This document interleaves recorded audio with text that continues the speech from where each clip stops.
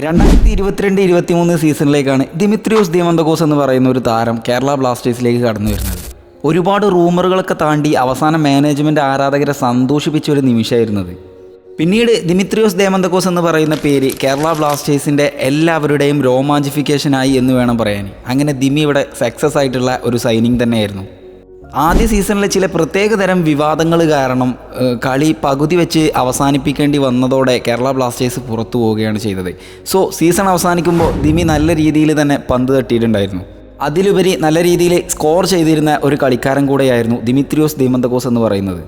അടുത്ത സീസണിലെ golden boot ജേതാവും കൂടി ആയിട്ടാണ് ഇവിടെ നിന്നും താരം പടിയിറങ്ങുന്നത്. ഏറ്റവും നല്ല സൈനിങ്ങുകളിൽ ഒന്നായിട്ട് തന്നെയാണ് കേരള ബ്ലാസ്റ്റേഴ്സ് ദിമിത്രിയോസിനെ സ്വന്തമാക്കിയിട്ടുള്ള ആ ഒരു സൈനിങ്ങിനെ വിശേഷിപ്പിക്കേണ്ടത്. ഇനി നമുക്ക് ജീസസ് ജിമിനിയസിലേക്ക് വരാം.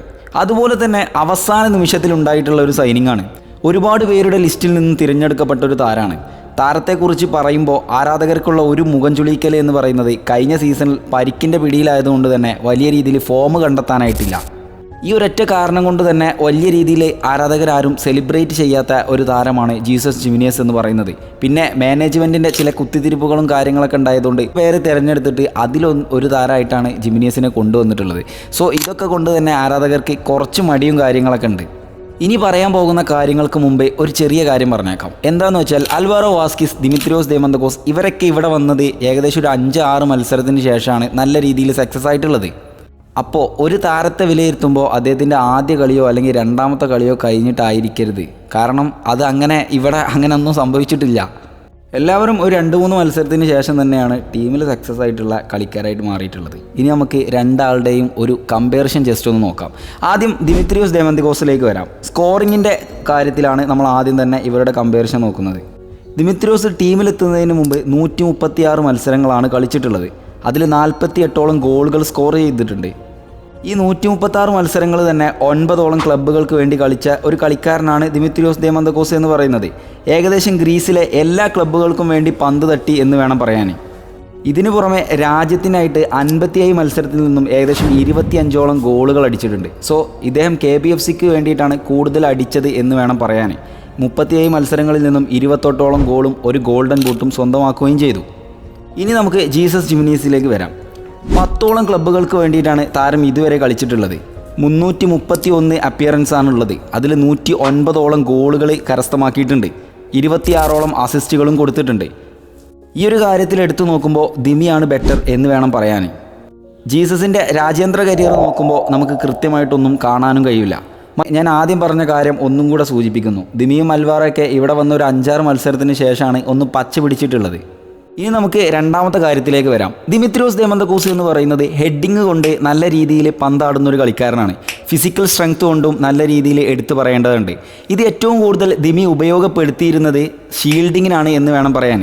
ഇതിൻ്റെ ആകെ ടോട്ടൽ നോക്കുകയാണെന്നുണ്ടെങ്കിൽ ദിമിയുടെ കാലിൽ പന്ത് കിട്ടിക്കഴിഞ്ഞാൽ അതിൻ്റെ ഒരു സ്വഭാവം നമുക്കറിയാം. കാരണം ആ പന്ത് എങ്ങനെയൊക്കെ ഷീൽഡ് ചെയ്യാൻ പറ്റുമോ അതെല്ലാം കറക്റ്റായിട്ട് ചെയ്യുന്ന ഒരു കളിക്കാരനാണ് ദിമിത്രിയോസ് ദിയമന്തകോസ് എന്ന് പറയുന്നത്. എതിരാളികളെ വളഞ്ഞും പുളഞ്ഞും കബളിപ്പിച്ച് ആ പന്ത് കാലിൽ നിന്നും വിടാതെ തന്നെ ഉറപ്പിച്ച് നിർത്തുന്ന ഒരു കളിക്കാരൻ. പന്ത് കൺട്രോൾ ചെയ്യുന്നതിൽ ഏറ്റവും നല്ല പ്ലെയർ തന്നെയാണ് ദിമിത്രിയോസ് ദിയമന്തകോസ് എന്ന് പറയുന്നത്. ഇനി ഇതേ കാര്യം ജീസസിലേക്ക് വരികയാണെന്നുണ്ടെങ്കിൽ വലിയ ഫിസിക്കലൊന്നും ഇട്ട് കളിക്കുന്ന ഒരു താരമല്ല ജീസസ് ജിമിനിയസ് എന്ന് പറയുന്നത്. അതിനപ്പുറത്ത് ഗുഡ് ടച്ചുകളും അതുപോലെ തന്നെ ക്രിയേറ്റിവിറ്റി മൈൻഡുമാണ് ജീസസിൻ്റെ അടുത്തുള്ളത്. ഇതിനും പുറമെ സ്പീഡും നല്ല രീതിയിൽ യൂസ് ചെയ്യുന്ന ഒരു താരമാണ് ജിമിനിയസ് എന്ന് പറയുന്നത്. ഉദാഹരണത്തിന് അദ്ദേഹത്തിൻ്റെ ചില അസിസ്റ്റുകളും അതുപോലെ തന്നെ ഗോളുകളൊക്കെ കണ്ടാൽ തന്നെ നമുക്ക് മനസ്സിലാവും. കൂടുതൽ നേരം പന്ത് കയ്യിൽ വെക്കാതെ സഹതാരങ്ങളിലേക്ക് പന്ത് കൊടുക്കുന്ന ഒരു ശൈലിയാണ് ജീസസ് ജിമിനിയസിനുള്ളത്. ഷെഹറയുടെ വെർട്ടിക്കൽ ഗെയിമിൻ്റെ ഭാഗമാവാനായിട്ട് നല്ല രീതിയിൽ ഉപകാരമാവുന്ന ഒരു ഗെയിം തന്നെയാണ് ജീസസിൻ്റേത്. ഇനി മൂന്നാമത്തെ കാര്യം ബോൾ കൺട്രോൾ. ഇത് ദിമിത്രിയോസിലേക്ക് വരുമ്പോൾ നല്ല രീതിയിൽ നമ്മൾ കാണലുണ്ട്. കാരണം അദ്ദേഹം ബോൾ കൺട്രോൾ ചെയ്തതിന് ശേഷം സ്കിൽഫുൾ ആയിട്ടുള്ള മൂവ്മെൻറ്റും അത് അദ്ദേഹത്തിൻ്റെ ഫിസിക്കലായിട്ടുള്ള പവർ ഉപയോഗിച്ച് ചെയ്യുന്നത് പല രീതിയിലും നമ്മൾ കണ്ടിട്ടുള്ളതാണ്. ഇതുകൊണ്ട് തന്നെ മൈതാനത്ത് അയച്ചു വിട്ടിരിക്കുന്ന ലൂണ എങ്ങനെ പന്തെത്തിച്ചു കൊടുത്താലും ദിമി കാൽക്കീയിലാക്കി ഗോൾ നേടുമായിരുന്നു എന്ന് നമുക്ക് ഉറപ്പുള്ള കാര്യമാണ്.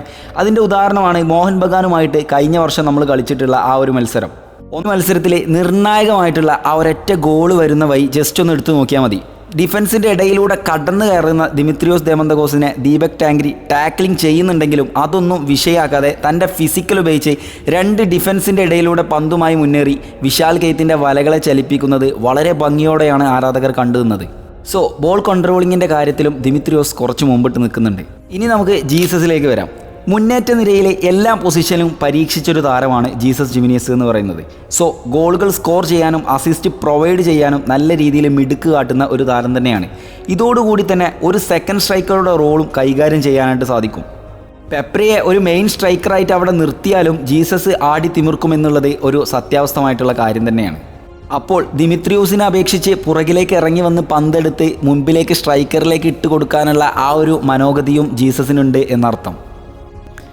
ഇനി നാലാമത്തെ കാര്യം, അൽവാറോ വാസ്കസിൻ്റെ പകരക്കാരായിരിക്കുമോ എന്നായിരുന്നു പലരുടെയും ചോദ്യം ദിമിത്രിയോസ് ദേമന്തഗോസ് ടീമിലെത്തുമ്പോൾ. പക്ഷേ നമുക്ക് കിട്ടിയത് പെരേറ ഡയസിൻ്റെ പോലെ കളിക്കുന്നൊരു കളിക്കാരനെയാണ്.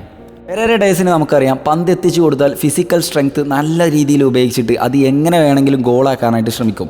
ഇതുപോലെ ഒരു താരം തന്നെയായിരുന്നു ദിമി ഒരു പകുതിയൊക്കെ നമ്മൾ ചിന്തിക്കുമ്പോൾ. എന്നാൽ നേരെ മറിച്ച് നമ്മൾ ജീസസിലേക്ക് വരികയാണെന്നുണ്ടെങ്കിൽ ഒരു അൽവാറോ ടാലൻ്റ് ഉള്ള ഒരു കളിക്കാരനായിട്ട് നമുക്ക് തോന്നും. കാരണം അദ്ദേഹത്തിൻ്റെ ഗോളും സ്കിൽഫുൾ ആയിട്ടുള്ള മൂവ്മെൻറ്റും ഒരു സ്പാനിഷ് ടച്ചും ഇതെല്ലാം ഉൾക്കൊള്ളുമ്പോൾ തന്നെ അൽവാറോയുടെ ഒരു കളിശൈലി തോന്നുന്നുണ്ട്. പോരാത്തതിന് റൈറ്റ് ഫൂട്ടർ കൂടെയാണ് ജീസസ് ജിമിനിയസ് എന്ന് പറയുന്ന താരം. ഫ്രീ സ്പേസുകൾ കണ്ടെത്തുന്നതിൽ മികച്ച കഴിവുള്ള ഒരു താരം തന്നെയാണ് ജീസസ്. ഇതിൻ്റെയൊക്കെ പുറമെ ആ ഒരു ഫിസിക്കൽ അപ്പിയറൻസ് കാണുമ്പോഴും നമുക്ക് അൽവാറയുടെ ഒരു ടച്ച് കാണുന്നുണ്ട്. പിന്നെ മറ്റൊരു കാര്യം, ദിമിയുടെ പവർഫുൾ ആയിട്ടുള്ള ഒരു പെനാൾട്ടി ഷൂട്ടൊന്നും നമുക്ക് ജീസസിൽ കാണാനായിട്ട് സാധിക്കില്ല. അദ്ദേഹം നല്ല രീതിയിൽ പെനാൾട്ടി വളരെ സ്ലോ ആയിട്ട് നല്ല രീതിയിൽ തല ഉപയോഗിച്ചുകൊണ്ട് പ്ലേസ് ചെയ്യുന്ന ഒരു വ്യക്തിയാണ് എന്ന് സാരം. അതിൻ്റെ ഉദാഹരണങ്ങൾ ഒരുപാട് മത്സരത്തിൽ അദ്ദേഹത്തിൻ്റെ പെനാൾട്ടി ഷൂട്ടൗട്ട് കാണാനിടയായിട്ടുണ്ട്.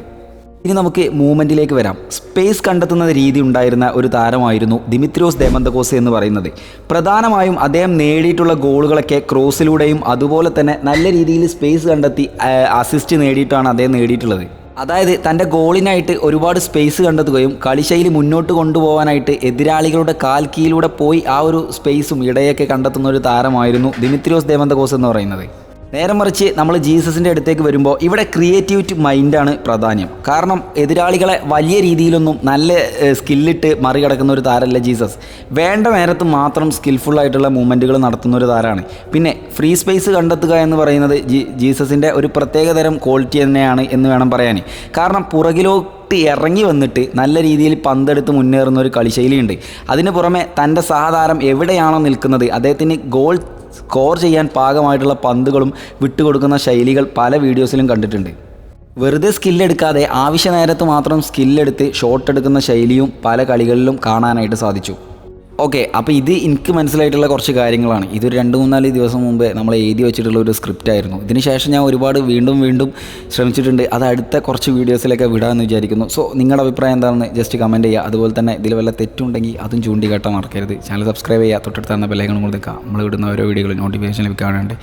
മറ്റൊരു വീഡിയോയിൽ കണ്ടുകൊണ്ടാം. ബൈ.